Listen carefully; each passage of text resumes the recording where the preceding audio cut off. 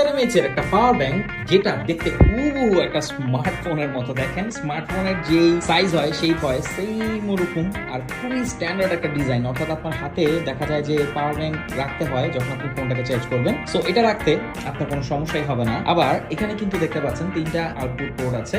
এখানে একটা type C port দেখতে পাচ্ছেন, আর দুইটা হচ্ছে ইউএসবি এ, আর এটাকে কিন্তু আপনি মাইক্রো ইউএসবি পোর্ট দিয়েও চার্জ করে ফেলতে পারবেন।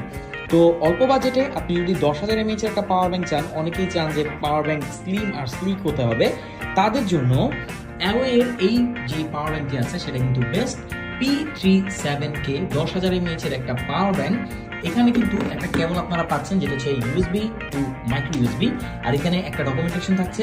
এই হচ্ছে বক্স, এই হচ্ছে পাওয়ার ব্যাংক। কেমন লাগলো অবশ্যই জানাবেন। আমার কাছে কিন্তু খুবই ভালো লেগেছে, কারণ একটা স্মার্ট পাওয়ার ব্যাংক আসলেই যে হাতেই থাকবে না কেন সুন্দরই লাগবে। 10,000 mAh এর একটা পাওয়ার ব্যাংক, যেটা দেখতে হুবহু একটা স্মার্টফোনের